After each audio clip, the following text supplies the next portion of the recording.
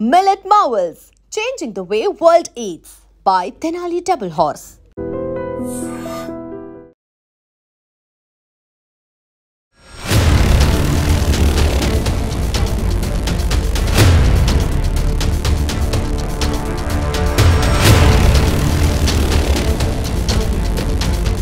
నమస్తే, welcome to I dream weekend update with కవిత.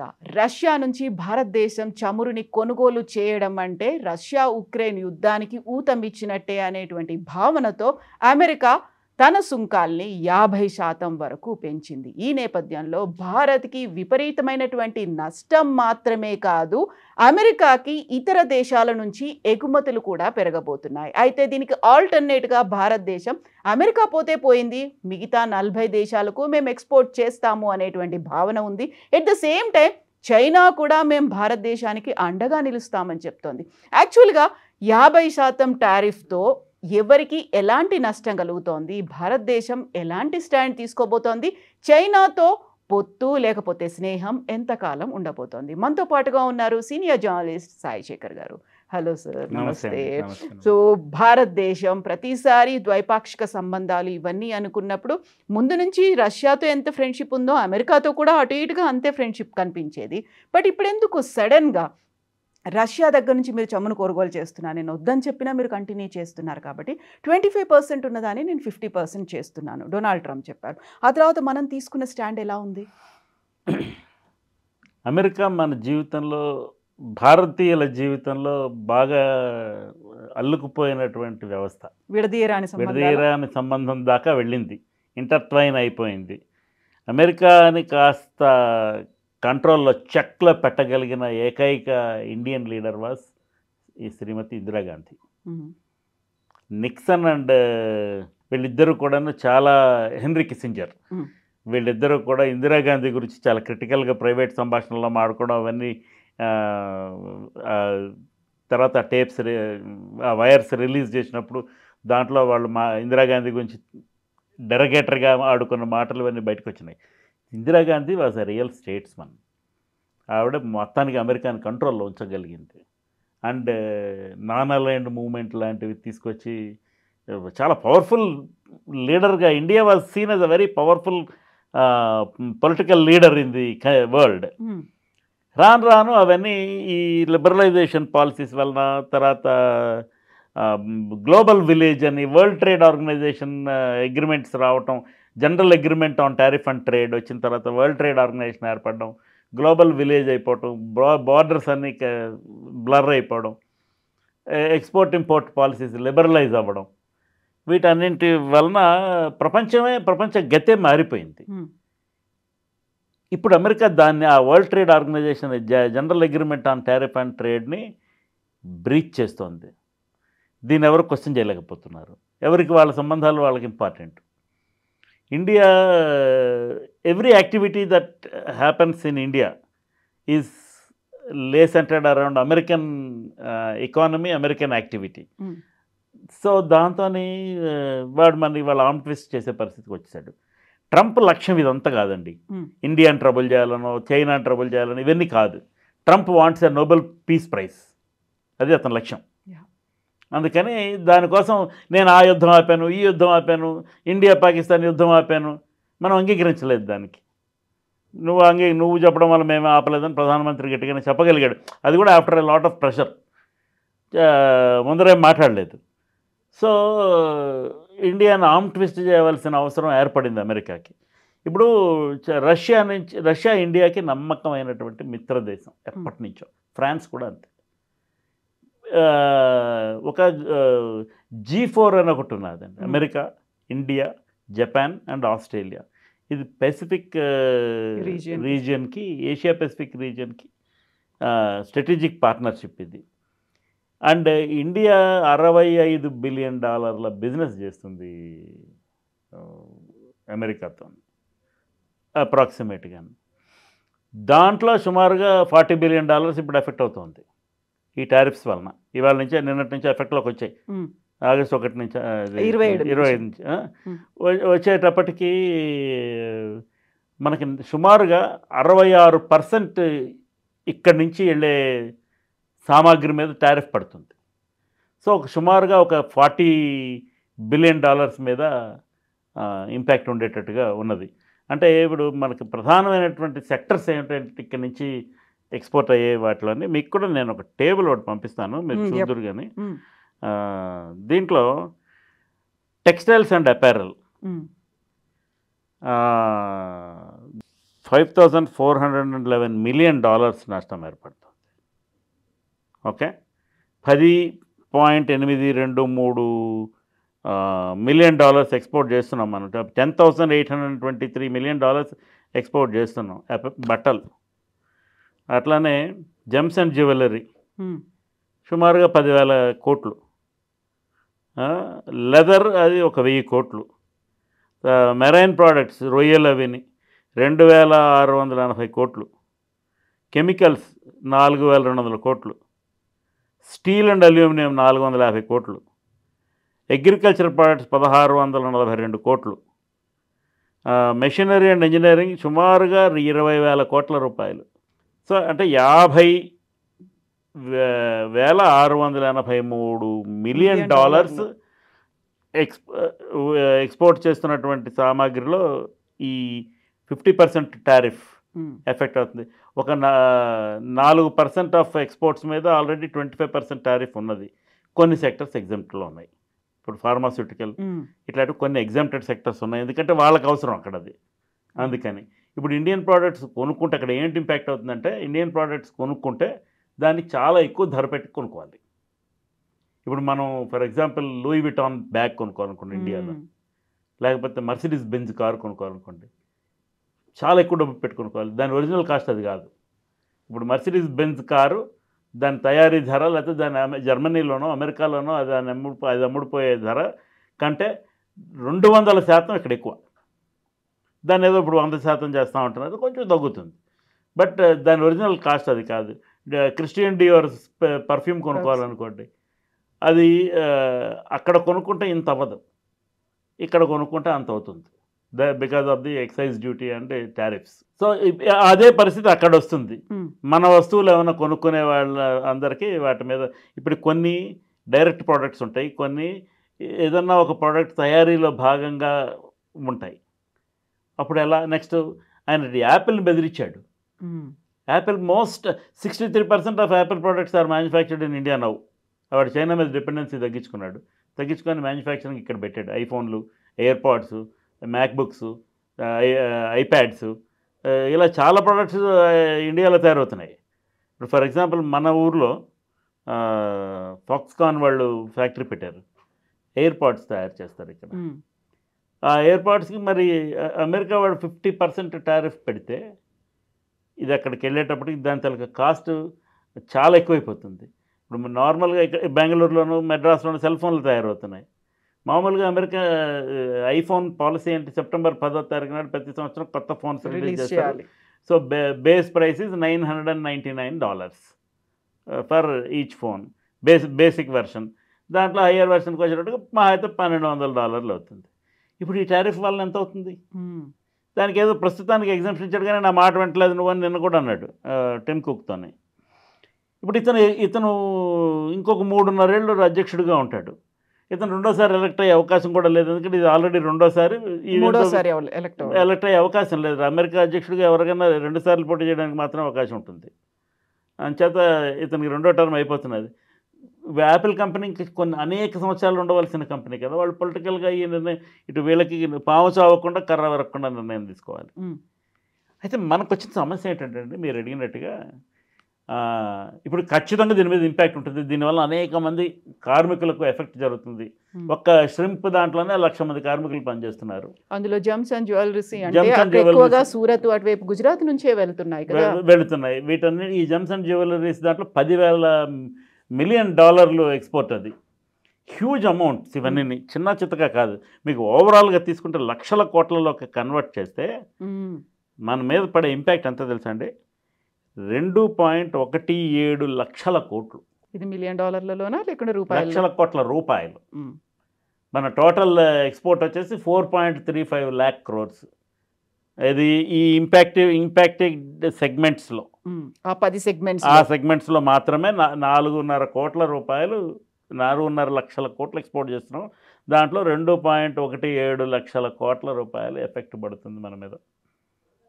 చాలా భయంకరమైన ఎఫెక్ట్, అది పెద్ద ఇంపాక్ట్. అనేక మంది జీవితాల మీద, ఇండస్ట్రీస్ మీద, వాటి సస్టైనెన్స్ మీద ఇంపాక్ట్ పడుతుంది. మనం వాళ్ళు అక్కర్లేదు, మేము వీళ్ళందరికీ అమ్మేసుకుంటున్నాం అంటే మీ దగ్గర అగ్రిమెంట్స్ ఏమున్నాయి? Which country you have entered into? ఎవరితో కలిసి ఉన్నారు అసలు? 40 దేశాలు అన్నారు కదా, కాదా? 40 దేశాలు అనేది ఇట్స్ ఎ హోప్ అమ్మా, ఇట్స్ ఎ హోప్. ఇప్పుడు మనం రాజకీయంగా ఆలోచిస్తే ఇలా చేస్తాం అనే ఒక రోడ్ మ్యాప్ ఉంటుంది కదా, అది కెనడా, ఆస్ట్రేలియా, ఏవో జరుగుతున్న వాటిని ఇంక్రీజ్ చేసుకోవాలి. ఇప్పుడు అది ఇంపాక్ట్ అయితే నాకు ఇదేం నష్టం లేదు, వీటన్నిటికీ నేను పెంచేస్తాను అంటే అలాంటి పెంచే పరిస్థితి ఉందా? ఇన్ని రోజులు ఎందుకు చేయలే? There is a possibility America ఇలా ఆంప్రెస్ చేయగలదా అనే పాసిబిలిటీ అయితే నాకు ఎప్పుడు కనబడుతుంటుంది కదా. కనబడుతున్నప్పుడు ఇన్ని రోజులు ఈ ప్రయత్నం ఎందుకు చేయలేదు? ఇప్పుడు మాట్లాడేది ప్రగల్భాలు అవుతాయి. ఇది అది నిజం అయితే మంచిది, కానీ అవ్వడానికి అంత సులభంగా ఏం లేదు. ఇప్పుడు చైనా, ఎప్పుడు Chinese relation with India is always political. Operation సింధూర్లో చైనా ఇండియాని సపోర్ట్ చేసిందా? చేయలేదుగా. డైరెక్ట్గా పాకిస్తాన్ మద్దతు ఇచ్చిందిగా. ఇప్పుడు ఈ టారిఫ్లు వేస్తే పాకిస్తాన్ కొన్ని ప్రోడక్ట్స్లోను, థాయిలాండ్ కొన్ని ప్రోడక్ట్స్లోను, చైనా కొన్ని ప్రోడక్ట్స్లోను బెనిఫిట్ పొందే అవకాశం ఉందిగా. ఆ మేరకు ఇండియా నష్టపోతుందిగా. So they are all good with America. And Russia నుంచి ఆయిల్ దిగుమతి చేసుకుంటున్నావు కాబట్టి నీ మీద 50% టారిఫ్స్ వేస్తున్నావు. మనకంటే ఎక్కువ ఆయిల్ దిగుమతి చేసుకుంటున్నా చైనా మీద ఎందుకు నువ్వు టారిఫ్ వేయడానికి భయపడుతున్నావు? సరే, బ్రిక్స్ నేషన్స్, ఆ బ్రిక్స్ అనేది అమెరికా వాడికి నచ్చదు. వాడికి ఎవ్రీథింగ్ IMF, వరల్డ్ బ్యాంక్ కంట్రోల్లో ఉండాలి. బట్ బ్రిక్స్ అనేది గట్టిగానే కనబడుతుంది ఇప్పుడు. As it is BRICS nations and BRICS తాలూకా అలైస్ గట్టిగా కనపడుతున్నారు మిగతా బ్లాక్ కంటేను. సో ఇవన్నీ కూడా అమెరికాకి కంటగింపుగా ఉన్నమాట వాస్తవం. ఉండినప్పుడు ఇప్పుడు యాక్చువల్గా ప్రపంచంలో అత్యంత పవర్ఫుల్ దేశాలు కూటమి ఇలా ఉంటే బాగుంటుంది, బ్రిక్స్. సరే, బ్రెజిల్ సంగతి అలా వదిలిపెట్టాను. ఇప్పుడు బ్రెజిల్, ఇండియా ఒకటే ఘటన కట్టాడు అమెరికా వాడు. అవును, బ్రెజిల్ తర్వాత అంత టారిఫ్లు ఉంది భారతదేశం మీదే. So Brazil, Russia, India, China, South Korea, South Korea and South Africa, then Japan, వీళ్ళందరూ కలిసి వస్తే అమెరికాని గట్టిగా ఛాలెంజ్ చేయొచ్చు. అమెరికా, బ్రిటిష్ వాడు, మన రష్యా వాడికి చైనా వాడికి లుక్కలుక్కలు. చైనాకి జపాన్కి పడదు, చైనాకి ఇండియాకి పడదు. ఇండియా ఇలాంటి డైనమిక్స్ నేపథ్యంలో China is a powerful nation. ఆర్థికంగాను second largest economy in the world. And so their political decisions are very very dynamic. But China, Russia, India, if they form into a triumvirate, డెఫినెట్గా power అమెరికాని challenge చేసే పరిస్థితి వస్తుంది. చాలా మటుకు అమెరికాకి export చేయకుండా మనం మేనేజ్ చేయవచ్చు. మన ఫారిన్ పాలసీలోనే బోలెడన్ని లూప్ హోల్స్ ఉన్నాయే. మనం 24 గంటలు చూడండి మీరు.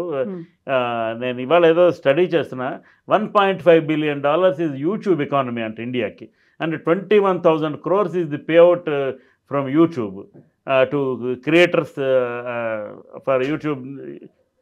సో ఇన్ఫ్లుయెన్సర్స్ వాళ్ళు వీళ్ళు అంటే మనం ప్రొడక్టివ్ యూజ్లో లేకుండా మనం ఆ యూట్యూబ్ అనే సర్వీస్ మీద, ప్లాట్ఫామ్ మీద మన దేశం తాలూకు ఎకానమీ ఇంత దూరం ఆధారపడి ఉంది. అంటే మనం సాధ్యమైనంత మటుకు ఎంతసేపు కూడా మనం మోడీయా, హిందుత్వ, గుడే, లేకపోతే రాహుల్ గాంధీయా, కేసీఆరా, కేటీఆరా, రేవంత్ రెడ్డి, ఈ గోల్లో ఉండే జనం ఎక్కువ మనకి. ఇప్పుడు మీరు చెప్పండి నాకు, why India has not produced something very great in the world? ఒక ఫేస్బుక్, ఒక ట్విట్టరు, ఒక ఇన్స్టాగ్రాము, లేకపోతే ఏవి ఇలాంటివి తయారవ్వలేదే ఇక్కడ. అండ్ తయారీ రంగంలో యాక్చువల్ ఇవన్నీ కూడా సర్వీసెస్ అనుకో, మన సాఫ్ట్వేర్, హార్డ్వేర్ రంగంలో కూడా మనమే చాలా ముందేం లేమే, ఏదో ఉన్నాం అన్నిట్లోనే. మనం we are not focused on that.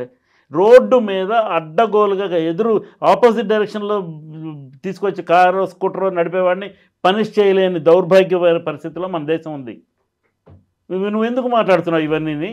నీ బర్మాతో మయన్మార్తో సత్సంబంధాలు లేవు, బంగ్లాదేశ్తో సత్సంబంధాలు లేవు, టిబెట్తో సత్సంబంధాలు లేవు. బికాజ్ వాళ్ళ గవర్నమెంట్ ఇన్ ఎక్సైల్ని మనం అక్కడ ఆశ్రయం ఇచ్చున్నాం.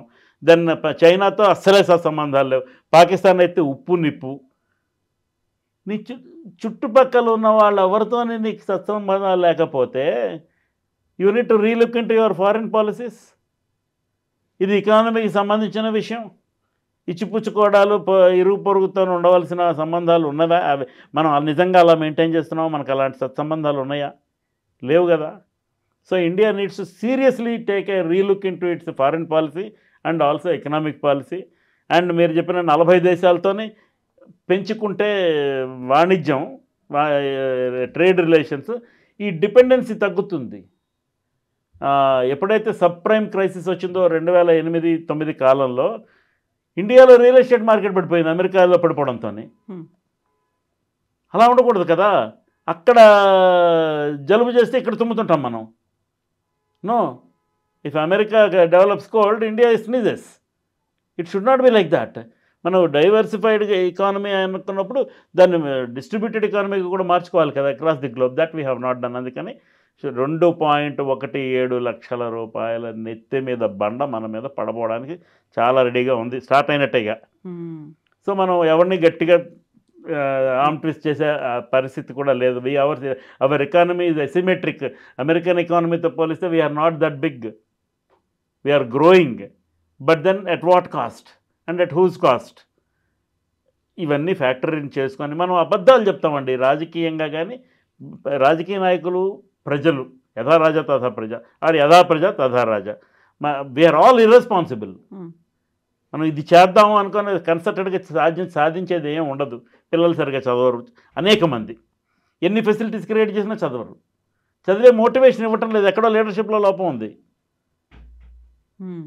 సో ఎంతమంది ఇప్పుడు central of excellence, Osmania university లాంటి అతిపెద్ద యూనివర్సిటీలు, why are they not able to compete with IITs or IIMs? ఏమి ఉస్మానియా యూనివర్సిటీకి ఏమి తక్కువ? మన జ్ఞానం తక్కువ? చెప్పే పాఠాలు చెప్పే మాస్టర్ల జ్ఞానం లేదా? చదువుకునే పిల్లల జ్ఞానం లేదా? అందరికీ ఉంది. But their priorities are not this. అది సమస్య. ఇప్పుడు యాక్చువల్గా చైనా ముందుకొచ్చింది మా భారత్కి సంబంధించి. మీరు అధైర్యపడకండి, అవకాశవాదం మేడం, అవకాశవాదం. ఎందుకంటే చైనా వాడికి భారతదేశం సపోర్ట్, నిజంగా చైనా భారతదేశం కలిసి చేద్దాం, ఏం చేసినా కలిసి చేద్దాం అని డిసైడ్ అయిపోతే I think entire world will be under control ఖచ్చితంగా. ఎందుకంటే these two countries together are the biggest consumer market in the world. కాకుంటే ఎంతవరకు చైనాని నమ్మొచ్చు అనేది మొన్నటి దాకా మనం చూసాము. ఆపరేషన్ సింధూర్ సమయంలో కూడా చైనా పాకిస్తాన్కి మద్దతు నిలిచి. మీకు చెప్పాను కదా అవకాశవాదం అని. China decisions are very dynamic and political. వాళ్ళ నీడ్ బేసిస్లో వెళ్తారు, ఆ ప్రకారం చేసుకుంటారు. మనం ఏదో అపారమైన ఖనిజ సంపద ఉందంటాం. మనం రేర్ ఎర్త్స్, ఈ మోటార్ వెహికల్స్లో పెట్టే రేర్ ఎర్త్స్, మ్యానుఫ్యాక్చరింగ్లో వాడే రేర్ ఎర్త్స్కి చైనా మీద డిపెండ్ కావాలి. మొత్తం ఈ ఆటోమొబైల్ ఇండస్ట్రీ టెన్షన్లోకి వచ్చింది. చైనా వాడు దాని మీద రెస్ట్రిక్షన్స్ పెట్టేటప్పటికి మనం ఏమిటి ఎక్స్ప్లోర్ చేస్తున్నామో మనకు తెలియదు. మన ఖనిజ సంపదను ఏమిటి చేస్తున్నామో మనకు తెలియదు. ఖనిజం ఎక్కడుందో సరిగా చేస్తున్నామో లేదో అనేది కూడా నాకు డౌటే. మనకేమిటో సూడో ఎన్వైరన్మెంటలిజం ఒకటి. మనకి ఎన్వైరన్మెంట్ ఎక్కడ ప్రొటెక్ట్ చేయాలో అక్కడ ప్రొటెక్ట్ చేయాలి. ఆ కంచె గచ్చిబౌలీలు ఆయన ఏదో కడతానని కానీ ఎంత గోల్ చేశారు చూసారా? అది అసలు అవుతుందో అవదో తెలియని పరిస్థితి ఏర్పడింది ఇప్పుడు. అదో పెద్ద ఎకానమీ క్రియేట్ అవును అక్కడ. అతను అన్ని కంపెనీలతో అగ్రిమెంట్లు చేసుకొని వచ్చాడు కదా ముఖ్యమంత్రి. మనం ఏది చేయలేమండి. మనం దేనికైనా వీఆర్ ఎ నో మెన్. ఇది సమస్య మనకి. అండ్ మనకి క్లియర్ కట్ ఐడియాలజీ లేదు, ఐడియాలజీ లేదు. ఇది మన దేశంలో ఉన్న ఇది పాలసీ పెరాలిసిస్ అంటారు. ఈ పాలసీ పెరాలిసిస్ గవర్నమెంట్కి ఉంది, ప్రజలకి ఉంది. అని చెప్పి చైనాని ఎంతవరకు నమ్మచ్చు? నీ పాలసీ క్లియర్ కట్గా ఉంటే చైనాని నమ్మడమో నమ్మకపోవడం డిసైడ్ అవుతుంది. When you are not clear, how can you depend on someone else? అది you can't influence China to go against Pakistan. మీకు పాకిస్తాన్తో నిరంతర యుద్ధమే. ఇప్పుడు ఈ కంటెన్షియస్ ఇష్యూస్ని కొంచెంసేపు పక్కన పెడదాం, పోనీ మిగతా వాటిలో సహకరించుకుందాం అనేటటువంటి వయా మీడియా పాలసీ మనము ఇనిషియేటివ్ తీసుకోము, వాళ్ళు తీసుకోరు. చైనాకి అవసరం లేదు. పాకిస్తాన్ నిండా మునిగిరోడు, వాడికి చలి లేదు. మనమే మధ్యలో ఉన్నాం. సో వైట్ హౌస్ అడ్వైజర్ కూడా మళ్ళీ అదే మాట కొన్ని గంటల కింద కూడా చాలా క్లియర్గా చెప్పారు. మీరు కనుక రష్యా నుంచి దిగుమతుల్ని ఆపేసుకోండి, అప్పుడు మాత్రమే సెటిల్ అవుతుంది. ఈ శాంతి చర్చలు అనేవి వయా ఢిల్లీ వేదికగా జరగాల్సినటువంటి అవసరం ఉంది అనే మాట. రష్యాతోని సంబంధాలు తెంచేసుకోండి అని వాడోడు చెప్పడానికి it is a sovereign country. India is a sovereign country. Indian government has and Indian people have to take a decision on that, number one. ఇక దాంట్లో రష్యాతో దిగుమతి చేసుకున్న ఆయిల్తోని అదానీ అంబానీ కంపెనీస్ బెనిఫిట్ పొందుతున్నాయి. ఇది అనదర్ ఆర్గ్యుమెంట్. దాన్ని సాక్రిఫైస్ చేయడానికి బీజేపీ సిద్ధంగా లేదు అని. If it is not BJP will INDI bloc go against రష్యానో? సో అమెరికా వాడు కండిషనల్ బెయిల్ లాగేస్తున్నాడు and is arm twisting. I think కొంచెం నొప్పి భరించి స్ట్రాంగ్గా ఉండి చైనాతో సత్సంబంధాలు పెంచుకొని రష్యాతో సంబంధాలు పెంచుకొని ఒక బ్లాక్ని క్రియేట్ చేసే బాధ్యత ఇండియా తీసుకోవాల్సిన అవసరం ఉంది. ఎస్ అండి, థ్యాంక్ యూ సో మచ్. ప్రస్తుతం ఉన్నటువంటి సమాజం దేనికి ప్రయారిటీ ఇస్తుంది? ఆర్థిక సంబంధాల చుట్టూ మాత్రమే తిరుగుతుంది. మళ్ళీ ఎన్నికలంగానే చాలా విరక్తి కలుగుతాం. మంచి అనిపిస్తుంది కదా, లేడీస్ కూడా ఛాలెంజింగ్ జాబ్స్ చేసినప్పుడు చాలా బాగుంటది. ట్రాఫిక్ అసిస్టెంట్స్ గా నియమించిన ట్రాన్స్జెండర్స్ అందరితో సాల్యూట్ చేయించుకుంటున్నారు. ఫుడ్ డెలివరీ ఇవ్వటానికి వెళ్ళినటువంటి డెలివరీ బాయ్ అనిల్ పై కళ్ళ ముందు